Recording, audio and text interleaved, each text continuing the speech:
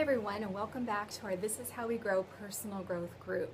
I'm Dr. Christina Hibbert, or Christy, and today we get to talk about joy and summer, which is perfect because I happen to be filming while I'm on vacation in gorgeous Hawaii. This vacation just fell out of nowhere at the end of winter break when my husband was invited last minute to fill in for someone in a golf tournament, and we were offered the chance to come stay for free at this beautiful resort in Hawaii. And you can see some of it behind me, but here I'm going to have to show you where I'm sitting right now and how perfect it is for us as we talk about summer and joy. Does that not make you feel summery and joyful? Now the truth is, my home where I would have been filming had this opportunity not come up is in Flagstaff, Arizona, as you might know, and it's right now it's winter there as I film this, and it's cold and snowy and totally different than this. So this fits very well, but it's also a great metaphor for the wintry times of our life and how summery moments can still appear. We can seek the sun, as we've talked about before, like I'm doing here. I'm trying to soak up as much as possible before I go back to winter and hopefully take that summer with me wherever I go. And we can do that by creating joy inside and carrying it with us throughout our lives. That's what we're going to talk about today. I'm really excited too because this is the beginning of a new year. Now, whether you're watching this video now in January of 2014 or down the road, any time of year, it's a great time to stop and reflect. We're more than halfway through our lessons for the group for this season. And we've got a few more lessons to wrap up this season, and then I don't know that I've explained this yet, but then if you stick with us, then we move on to season 2 of our This Is How We Grow personal growth group, which will start in the fall again. And every year that we want to keep doing the group, we'll keep doing a new theme for each season. So this year, our theme was the seasons of growth. We've been talking a lot about how to grow through the seasons of our life and how to choose growth even when times seem hard. And next season, we're going to be talking about self-worth, how to discover and embrace self-worth, and how to also take that and develop our mission, purpose, and meaning in life. So it's going to be really exciting come fall. So stick with us as we move through this. We're going to talk a little bit about those topics as we move through the rest of these lessons too. We got some exciting things to discuss this year.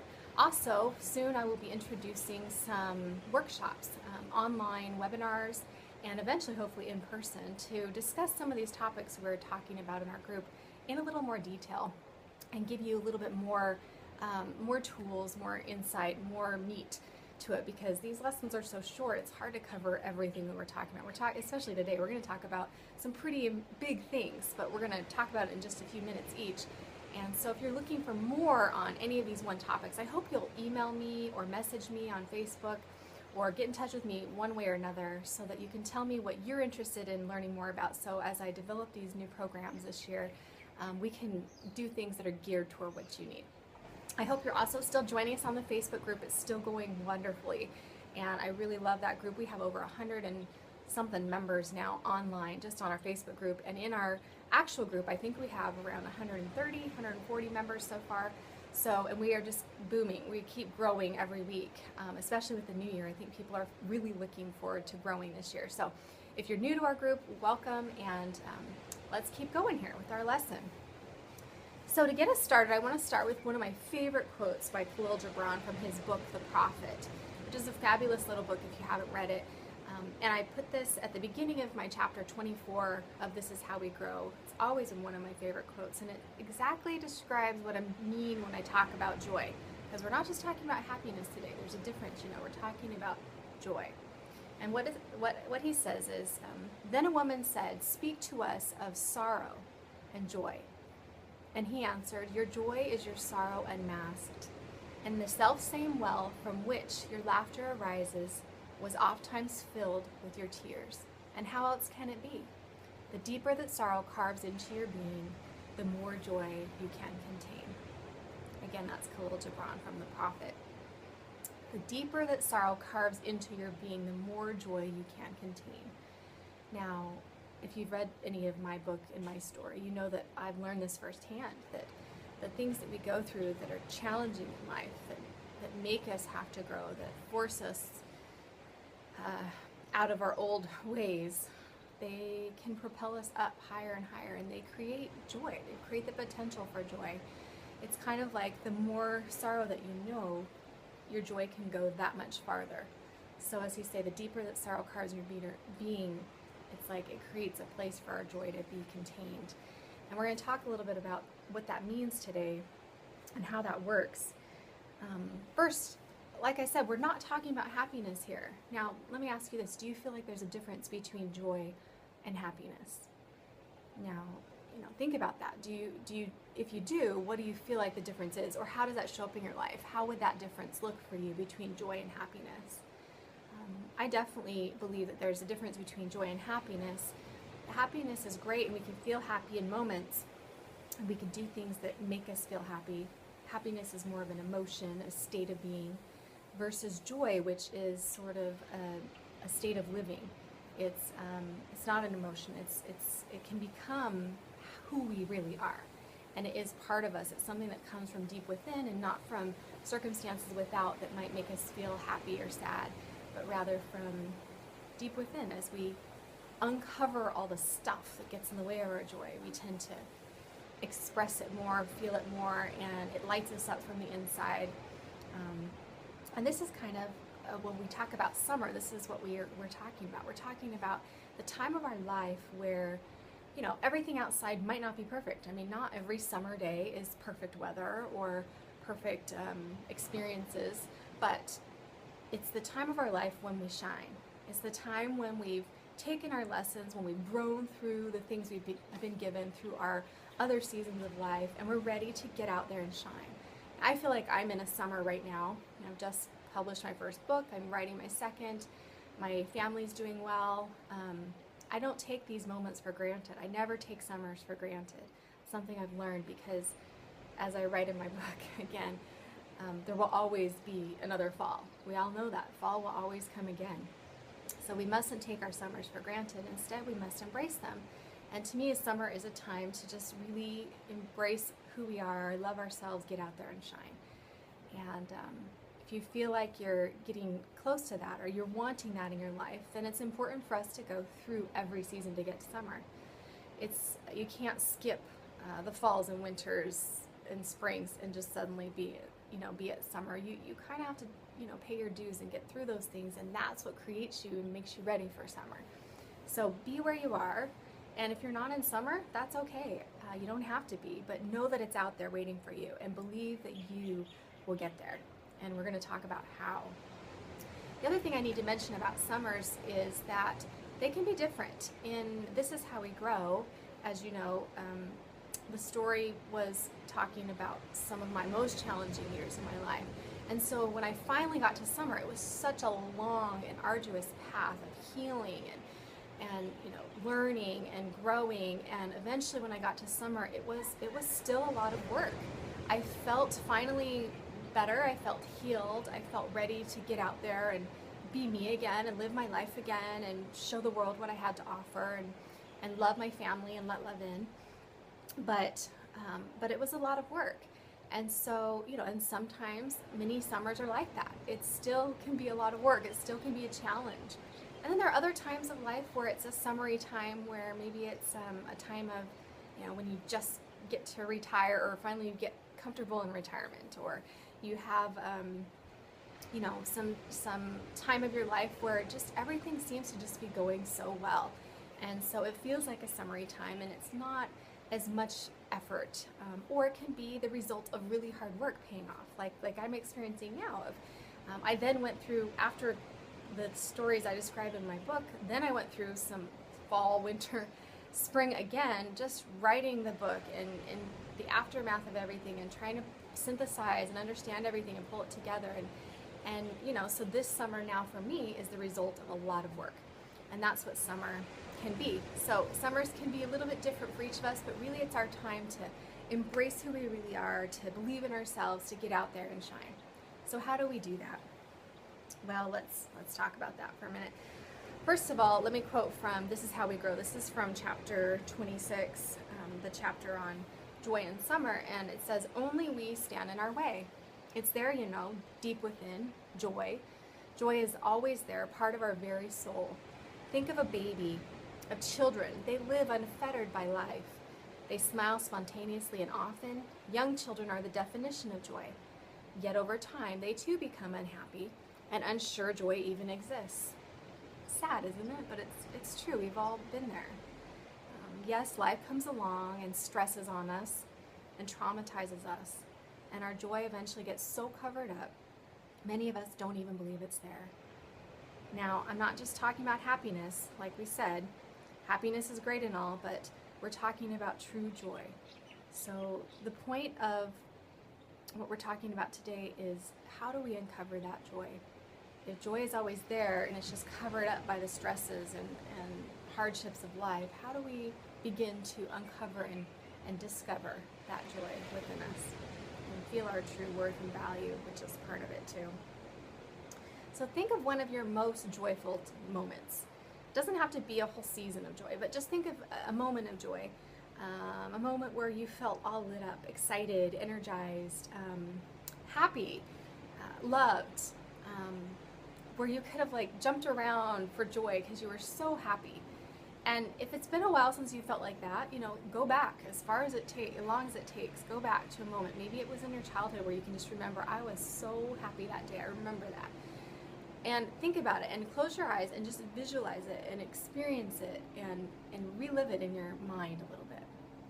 And I want you to do that because focusing on those moments creates those moments and that feeling, those same feelings. It can create those same feelings inside. So that is what we're talking about when we're talking about discovering and uncovering joy. It's still there. That's a memory. And just focusing on one joyful memory can bring back the joyful feelings. So imagine if we did that all the time. We focused on the joy in our lives and we looked for it and we uncovered it and we discovered it. How much more joy could we have? A lot more. So keep that in mind as we go through. Let's talk about some of the keys of joy. And again, this is how we grow. There's the topics of the last chapters of the book in part 4, joy and summer. And they're just a starting place for us. So whichever ones speak to you, I want you to focus on those, and that's where you're going to do your work this month on discovering joy. Number 1 is submit. And this comes from chapter 26. We need to submit to where we are in life. We've talked about accepting what is. This is kind of similar to that. But this is about being open and continually opening ourselves and not letting ourselves close off to the world around us. So for instance, and this is how we grow, I talk about, like I said, how summer can be tough for me and challenging, and how I used to just fight it all the time. I used to just try to keep my own schedule, try to keep finding time for me, and I'd be so frustrated with the kids because they were always bugging me, and I felt like I was, a lady in waiting, and all I did was wait around for people to tell me what to do. And yes, I still feel that way a lot of times in the summer now. But it's better because I've learned to understand this is what summer is for me at this point in my life with 6 children at home. It's a busy time, and it's different than the school year, but it's, I can't keep fighting the way it is. I need to submit to the way it is and then go with it and look for the good in it and make it the best that it can be for me. And that's what we mean when we talk about submit. We can learn a lesson about submitting from one of my very favorite books, which actually, in my in-person This Is How We Grow personal growth group, we've been doing that this is our 4th season. So our 3rd season last year, we did a whole season based on this book, The Untethered Soul, which is also by my publisher of my next book, Self-Esteem After a Breakup. The publisher is New Harbinger. So if you look for this book, it's called The Untethered Soul by Michael Singer.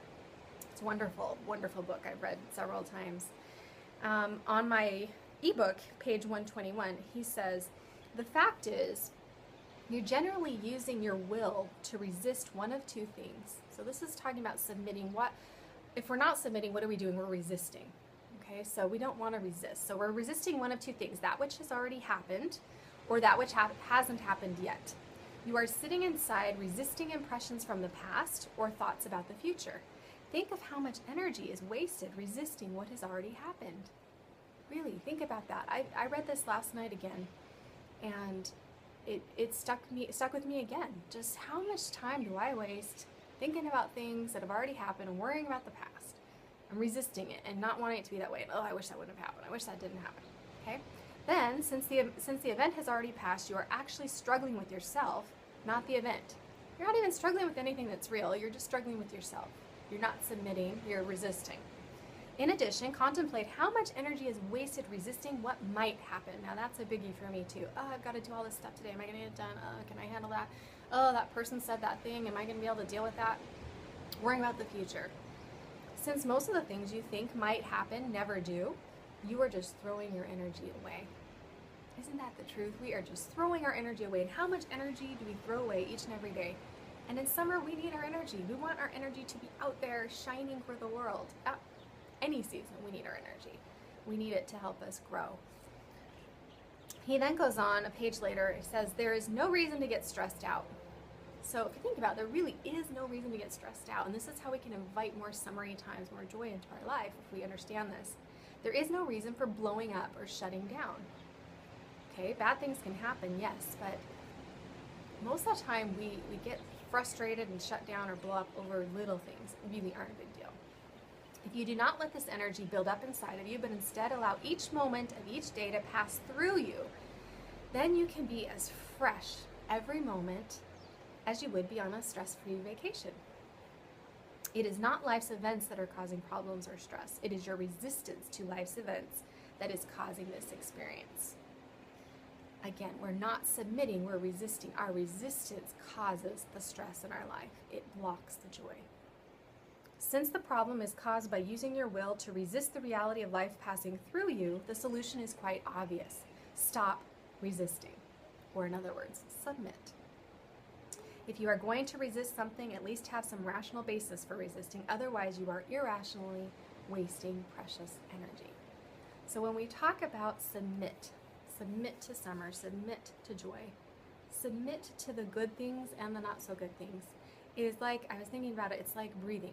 If you breathe in, inhale, and it feels really good, and if you try to hold on to that, and if you stop it and you block it, you cause pain to yourself, and you could actually die. If you really couldn't breathe, you would die. And it's the same with the events that happen in life. We need to learn to let them come and go like the breath, like the waves of the ocean. We need to let them come and go like the wind. And sometimes I imagine that when I have something that gets stuck in me, it's like, have you ever been on one of those windy days and a newspaper comes and like flies up and sticks to you like that? And all you have to do is just kind of like brush it away and it goes away. Instead, that's what we do with all our hard times of life. We let them stick to us, and that's what covers up our joy. If we can instead, sort of, as he describes in this book, sit back, take a deep breath, let the stuff still be happening, but don't let it stick to us. So if we feel tension or nervousness or worry, it's still there, but it's not us. It's not us. We need to submit to how we're feeling and let it happen and let the experiences happen, but not cling to them. Okay, because when we cling, that's what causes this pile of stuff that blocks our joy. Okay, so next is number 2, is time plus work equals healing. Here's the question for you. Do you need healing? Now, all the things we've talked about this whole season are part of our growth, are also things that can help us heal. As we choose to grow through our trials, as we work on that, it helps us heal. But there comes a point where we must realize maybe it's time to really focus on healing, if you haven't done so already. If you have, then great. But part of uncovering joy is also facing the things that are blocking it. And if some of those things are some hurts or wounds from the past, then it's time to heal them. I love the quote that I used in chapter 25 at the end of the first section, where it says, our sorrows and wounds are healed only when we touch them with compassion. And that's by Jack Kornfield. And self-compassion is such an important part of healing. It's also such an important part of uncovering joy, because we need to learn to see our wounds and our mistakes and our little hard things that come up that need healing and that need compassion. When we touch them with compassion, then we can continue to experience joy. It's when we, again, block it, or we tell ourselves, no, I shouldn't feel that way, or we don't give ourselves the healing power and time and work that we need, that we end up blocking the joy. So like I say, and this is how we grow, it's the analogy of if I'm riding down the street on my bike and I get a flat tire and I think, oh, my tire's flat. Okay, well, I'm just going to sit here and watch it and wait until it heals and then I can go on my way. Well, I'm going to be waiting a really long time. So instead, it requires work. It's not just about time. Time is important in healing, yes, but there is work that can be involved in. I must say, because it's my job, and I've seen this happen with countless people that I've worked with and in my own life as well, is that when we choose to work on things, when we choose to focus on healing, that process just comes and happens so much more naturally and easily and quickly. And we do heal more smoothly and also in faster time. And that's part of discovering and uncovering our joy. So the question for you is, are there wounds that you still carry that really need healing? Is it time to seek out professional help perhaps for those? Maybe some therapy or some medical advice or some alternative methods for healing would be in order. Maybe it's a spiritual healing that you need and you need to seek some spiritual counseling, guidance, prayer, those kinds of things. Or is this something that I need to just focus on with my attention, and it's time for me to really learn some things that I've already should have learned or maybe wanted to learn, or maybe I wasn't ready to learn through the healing process I've already been going through. So this is number 2. We submit, but also when we submit, we see that there are things that are rough, and even if we're in a time of summer, we can still have those hard things come up. And when they do, as we touch them with compassion, as the quote said by Jack Kornfield, we are going to experience so much greater joy no matter what's going on, and we're going to heal faster too. So time plus work equals healing is number 2. Number 3, do it. And this is the chapter where I talk about trying versus doing. And this is something I have seen over and over and witnessed in my own life as well, is that sometimes we're trying so hard to be better, to be happy, that we instead aren't actually doing it. We aren't actually getting better. We aren't actually feeling joyful. Let's see, one of the quotes here, let me find it, from This Is How We Grow in chapter 26, I think. Oh, I think I said 26 earlier. Anyway, the submit chapter is chapter 24. This is chapter 26, which is on do it. And here it says, I'm trying so hard to be happy, I miss the beauty and love in me that create happiness with ease. So have you ever experienced that? We're trying to be happy. Like, what do I need to do to be happy? I need to do this and this and this and this, and we make a list and we try to check it off and we try to just be happy. And instead, in doing all that, we're not experiencing the beauty around us. We're not feeling the beauty within us. We're not feeling the love and receiving the love. We're so busy trying to do something that we actually don't do it. So I say sometimes it's better not to try. Sometimes the best way is to simply do.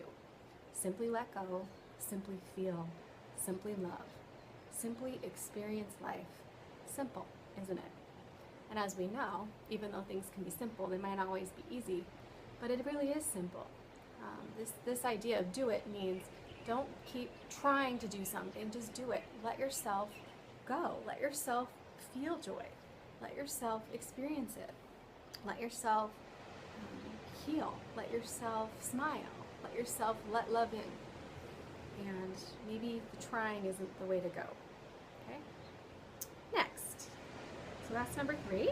Number 4. Oh, this one's something we can spend a lot of time on. We don't have much time, but forgive. Forgive. And this is chapter 27 in the book. Forgiveness is hugely important. It's really hard to feel joyful when we're holding on to forgiveness. And as the quote goes, let's see if I can find it,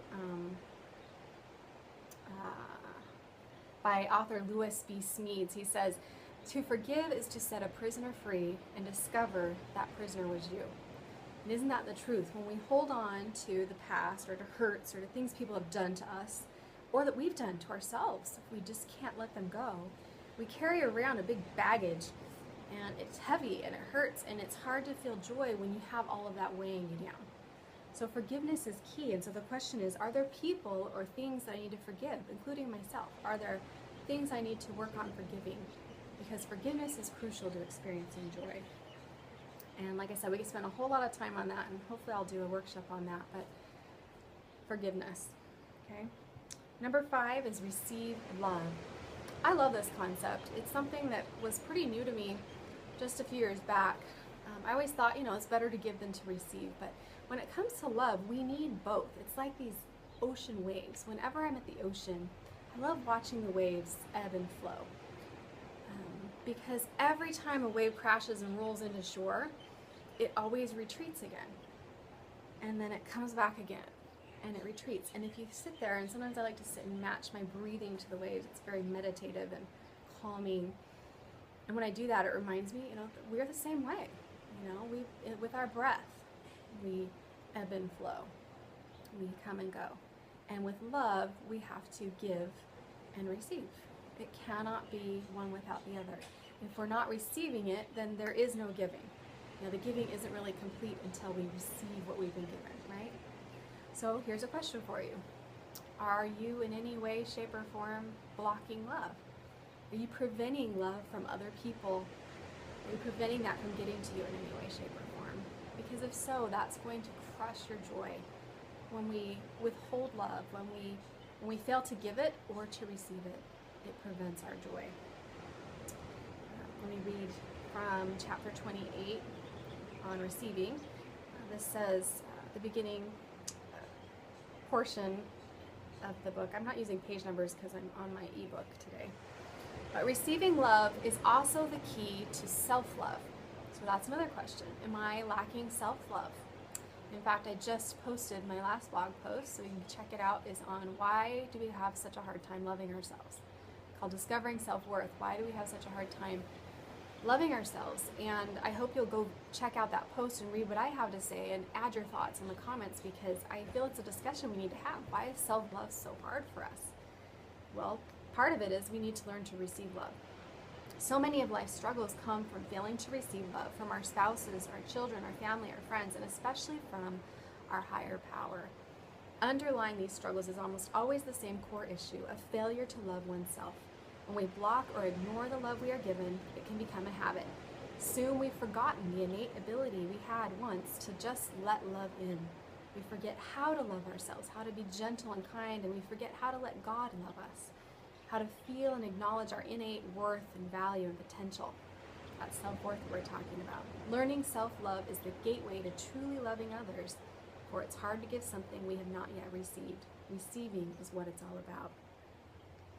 So, as I conclude, I'd say there are plenty of times when it's actually better to receive than to give. Focus on receiving love. Look around for the love that's already there that you might be missing or blocking, and focus on receiving it. It's a sure path to experiencing greater joy. That's number 5. Number 6, obey the whispers. Oh, and next lesson we're gonna talk all about love, so there'll be a lot more on that, if that's something that you've been struggling with. Obey the whispers, number 6. We've got one more after that. Obey the whispers. This is so crucial, so important, and this isn't based on any religion or religious or spiritual belief system. So whatever your religious or spiritual belief system, this applies. This is about listening to those whispers that tell us the things we need to do. This is how we grow. This really is how we grow, is listening to these whispers. I mean, if I were to boil it down to one essential thing that I've learned over all these years of focusing on personal growth, it's when I listen and obey the whispers, I grow, and my life is so much easier and better, and I experience more summers and more joy in my life. And when I don't, I cause stress and pain, and it's hard, much harder. As I say in chapter 29 of This Is How We Grow, there are some principles that are time-tested to be true. And when we live according to those principles, we experience an increase of joy. Obeying the whispers is one of these. Call it your conscience, the guardian angel, the voice of God, the spirit, your intuition. It's like a radio wave continually broadcasting, which you can only hear if you sit and tune in. It is up to each of us to listen for this guidance, and up to each of us to choose to obey. That is the core of obeying the whispers. And I'm sorry to say, it's hard to do if we're always tuned out by being online, on TV, on our phones, texting, social media. I mean, I do my fair share of that, but I also take one day off a week where I do nothing, no media at all, to take a break, and I try to set limits each day. And I also take weeks off during the year where I just really give myself a break from all of that so that I can tune back in. And each day, it's a focus to purposefully tune in to those whispers, because if you're not purposefully tuning in, you're going to miss it. So it's like a radio station. It's always there, but if your radio's off, you're not going to hear it. If your radio's on, but it's on static or on a really loud station with loud music blaring, you're going to miss those little tiny messages that come every day that tell you, hey, do this. Hey, don't do that. Hey, do this. And kind of guide your life. And when you listen, you experience an increase of joy because you're doing the things that are right for you and leading you down the path that you need to go down. It's part of your purpose and meaning in your life. It's part of discovering joy. One of my favorite quotes from John Pontius, one of my favorite religious authors, he says, knock, ask, listen, receive, obey. And to me, that's something that I try to live by. I try to knock and ask the questions of God that I need answers to, and listen. That's the important part. We might ask, but are we listening? And once we listen, are we receiving what we need? And then do we obey? Do we follow through and obey those whispers that we receive? All right, number 7, flourish. Now, it seems silly kind of to me for me to say, go flourish, because it seems kind of surreal, kind of hard to understand what that means. But I think as we focus on flourishing, as we make that a focus of our life, we do flourish more. And to me, it's become a real focus of my life as my my tagline on my website and on my blog says, overcoming, becoming, flourishing. We can overcome our trials and our stresses, as we've talked about through these seasons, some overcoming ways. And then we talked about some ways we can become who we need to be. How do we learn who we really are and discover that and embrace ourselves and discover self-worth? And then how do we take that and go out there and live our life and flourish? And that's what our next year is going to focus on too, is a lot more of these flourishing techniques. I've been reading this great book called Positivity. It's actually my theme for this year, so you're going to be hearing a lot more about it, but it's an actual term in positive psychology, and they're talking in here about flourishing, and I wanted to read this to explain. Languish or flourish? So that's your question. Am I languishing or am I flourishing? Because we're constantly in motion. We are beings of energy, so are you headed one way or the other? Which way are we headed? Yes, like any other living thing, you too may either languish, barely holding on to life, or flourish, becoming ripe with possibility and remarkably resilient to hard times. People who flourish function at extraordinarily high levels, both psychologically and socially. They're not simply people who feel good. This isn't just about the people that are just naturally happy, like we talked about with cheerfulness. That's not what this is. This is about people who work. They want to flourish, so they work at it. They don't just feel good. Flourishing goes beyond happiness or satisfaction with life. True, people who flourish are happy, but that's not the half of it. Beyond feeling good, they're also doing good. This is the part of flourishing I love. It's so important. If we want joy in our lives, we've got to get out there and do good. And doing good is what helps us flourish. They're adding value to the world. People who flourish are highly engaged with their families, work, and communities. They're driven by a sense of purpose. They know why they get up in the morning. Striving to flourish, then, is a noble goal. It's not just about making yourself feel happy. It's about doing something valuable with your day and with your life. Okay? It's about doing something valuable with your day and with your life. So when I say flourish, I mean get out there and discover what you are meant to do and do it. And it needs to contribute to the world. When we get out and contribute to the world, when we serve, when we love others, we give that love back that we've received in full circle, that's how we experience true joy. That's how we uncover it. And it is in doing those things that are part of flourishing, in fulfilling our purpose and finding meaning and joy in our life and sharing it with others and loving other people and building them up and helping them and serving them, that we create greater joy and greater love, and it becomes this sort of self-renewing cycle that is just a wonderful way to live if we can be in that all the time. And it's hard. I mean, even when I'm working on flourishing, even when I feel like I am getting the hang of some flourishing, I always have my setbacks. But it's possible. So if you feel like flourishing is not possible, no, it's possible. It might require work, it will require work. It requires a lot of work and dedication, but it's possible. And it's part of joy and summer. Flourish. So to end, I want to quote, let's see, the end of chapter 30, or in chapter 30, Flourishing, of This Is How We Grow. I'm going to read a quote here. So the end of that first part, I say, I know, and I do know, because I wrote this, I know there is a grander, simpler, masterful something out there for each and every one of us.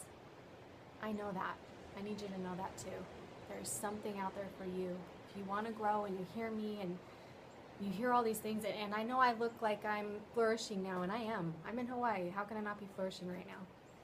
But I can tell you, I've had my dark, deep moments like many of you out there might be having now, and my wondering, am I really able to flourish? And I can tell you, we all can. We all will. There's something out there for each of us. There is a path of flourishing. The trick, however, is to make sure we don't stop our journey before we discover it. When we tap into that something, that path, when we continue to work, turning our face to the sun, we will flourish.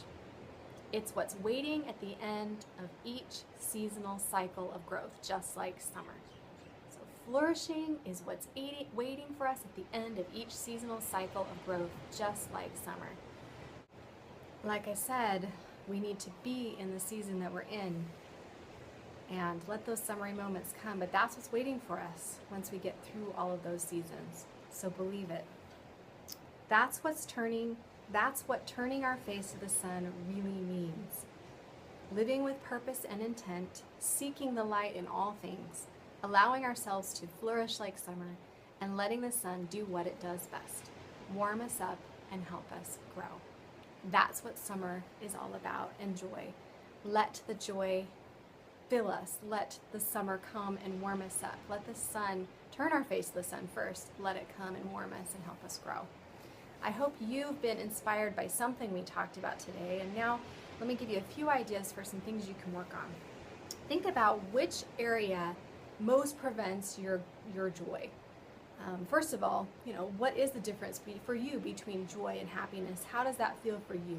When you're feeling joyful, what does it feel like? Can you feel what I'm talking about? Does it feel like something that comes from deep within and kind of pours out of you when you're joyful? And how do you discover that? How do you uncover that for yourself? What prevents that from happening? Because we're trying to sort of sort through all the stuff that prevents so that we can open up and let that come through. So is it wounds that need healing like we talked about? Is it your own fears or worries or anxieties that you cling to that are preventing joy? Do you need to work on submitting instead of resisting? Is it that you're trying so hard to be happy that you just aren't doing it? You aren't actually experiencing joy? Or you're trying so hard to be better that you actually aren't getting better? Maybe it's that we need to start doing it instead of the trying. Is it forgiveness? Is there someone or something that you're clinging to the past about that needs to be let go, needs to be forgiven? Is it a problem with love? Are you blocking love? Are you having trouble receiving love? Are you having trouble receiving love from God? Receiving love from your family, from yourself? You struggle with self-love or self-compassion. Do you have trouble with self-compassion that can help you to heal and help you to also feel the love and joy that you desire? Are you forgetting to obey the whispers? Are you so tuned out through media or electronics or technology or busyness, that's another one, that you are failing to slow down, listen, and hear the beautiful whispers around you that can guide you? Or are you hearing them but you're not really obeying? And finally, are you focusing on flourishing or languishing?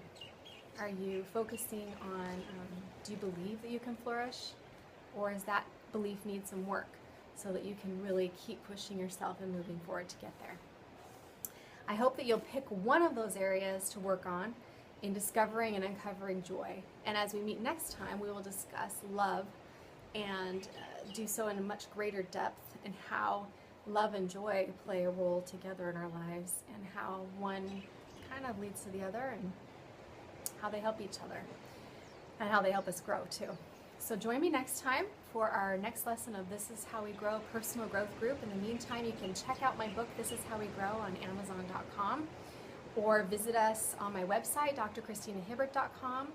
I'll be posting a blog post related to this lesson on more ways to discover joy in your life, so be sure to check that out. Be sure to leave comments on our blog post and join us on our Facebook group if you're on Facebook. Until next time, may you choose to grow, and may you grow in joy. Bye, everybody.